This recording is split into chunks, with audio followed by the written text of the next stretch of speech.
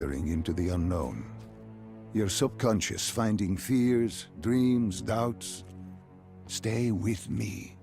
Stay with my voice. You're still in the factory. You were about to make a discovery. Yes, there was a console ahead, and Diaz told me to interface to get access to their network. We had to find out what they were planning. Had you ever extracted information with your DNI before? No. Nothing can really prepare you for it. The flood of data, endless streams of infinite information, it's instantaneous, and it's an eternity. What did it show you? The Cotardus had a contact, an inside man at Coalescence World Headquarters in Zurich. We had his address, ID number, security details, the last of which was most telling. He had extensive security clearance at Coalescence. Specifically, he had access to 6115, the virus. Then let us do just that. Let us find him. Take me to his apartment.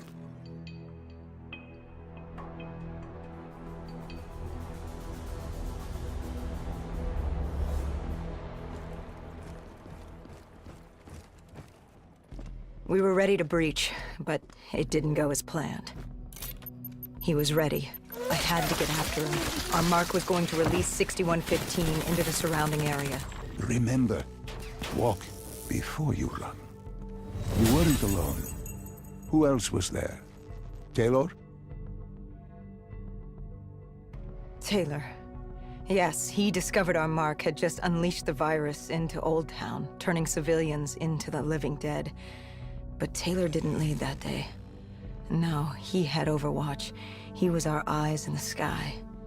Sarah Hall, however... Sarah Hall, the team's intelligence expert, was with me. She had point. She found our mark. Apparently his supply of 6115 was 10 times what we initially believed. Enough to turn all of Zurich into a city of the dead. Hall had been with Taylor as long as Diaz. He practically raised her, trained her. He made her. With Taylor in the sky, Hall was our feet on the ground. She didn't have as much patience for fresh blood as Diaz. She was direct and focused. And right now, she was about to give me a lesson in target acquirement. What happened when you caught him? Our mark was bleeding out after that fall through the ceiling. Time wasn't on our side, and we needed information. So what did you do? I would do what Hendricks did in Coalescence. I had to interface with him, extract the information from his memories. You make it sound cold. You would be diving into this man's mind. A dangerous task. A terminal task. I know, but you have to make it cold. Detach yourself from the person. It was our first time performing this sort of interface, and Hall wanted to get that point across above all else. It's nothing personal because there is no person. They're not humans. They're data banks for pilfering. Even though it would kill him. Even though... It's ironic, really. Ironic? Hall teaching me how to raid a person's mind. It wouldn't be long before... Well, we know what happens to Hall. What I do to Hall. But we do what we have to do. This was the world we made. If we don't do it, if we can't sacrifice the individual, how do we protect everyone else? That is a heavy burden to press upon the individual. If not us, then who? This was what it was about. Being part of an undead extermination team. Being a dead killer. It's about making that sacrifice. Making the ultimate sacrifice. What did you find? What secrets did your databank have to share? The Cotardus group had set up shop deep in the subways. Whatever they were planning, the answers were there. Information that would stop the bomb. Save millions of lives. The greater good. Yeah. The greater good. Taylor joined us. If we were going to move on the subway, we had to act fast. The attack, whatever it was imminent. And your mark? What happened to him after your interface? He was gone. Dead.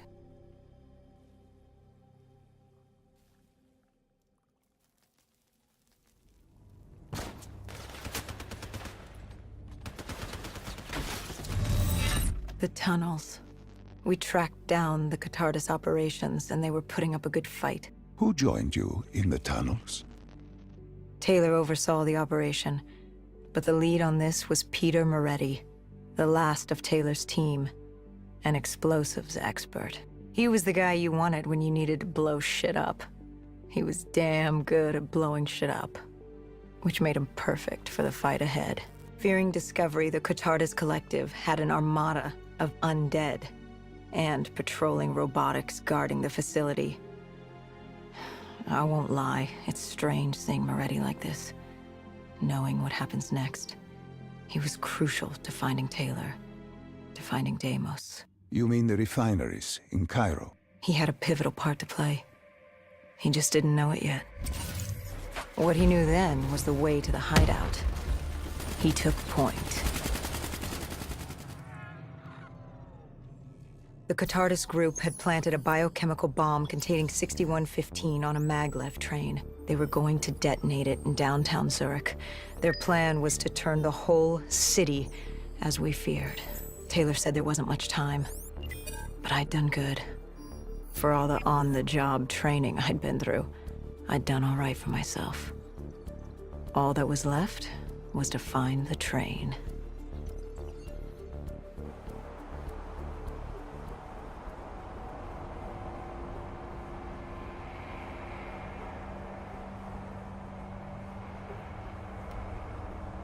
Good. You didn't even need my push to the final memory. You connected events and arrived at the truth. Now what happens? Now we set things right. Through your mind, you realign the events as they occurred. And by doing this, if I work with you and remember the events leading up to Zurich, We will be able to open the gateway. But let's not get ahead of ourselves. Let us finish here first. I found the bomb car. The whole thing was wired up, primed to blow. There wasn't time. I couldn't disarm it. So what did you do? Remember how we can't get infected? Some of the rumors about us were true. That's why I was there. Why we make the sacrifice. I used my cybernetic abilities to reverse the polarity of the train car and detach it. The car unleashed the gas, but safely outside the city. And you lived? I didn't know I'd make it at the time, but I turned out all right. It wasn't the last time I cheated death.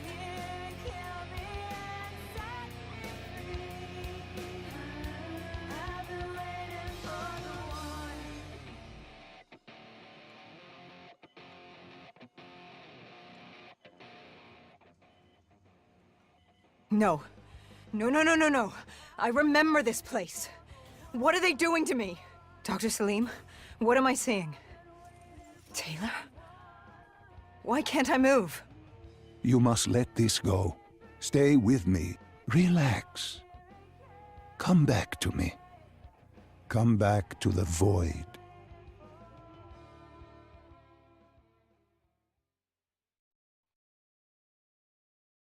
Can you hear me?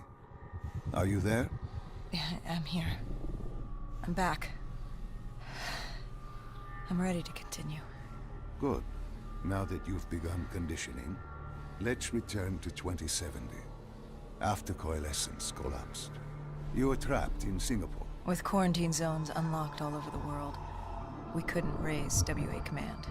If we were going to escape, we had to improvise. We turned to the 54 Immortals. They were dangerous and unpredictable, but they were no enemy of ours. Hendricks trusted them? What choice did we have? If we wanted out of Singapore, we had to go through the biodomes. We had to go through the Immortals.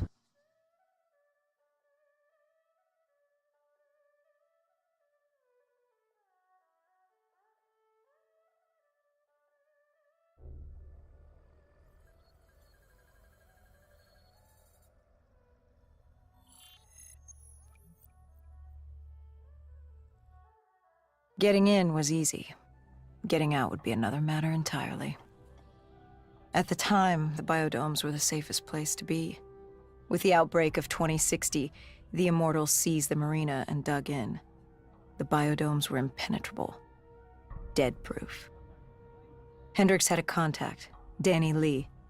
He was slimy as they come, but he could get us transport. Not only that, Taylor had beaten us out of the biodomes, and Danny claimed to know where he was heading. They had this information. Danny was convinced Gojulan had info on her central server. They were doing us a solid, really. But that didn't come cheap.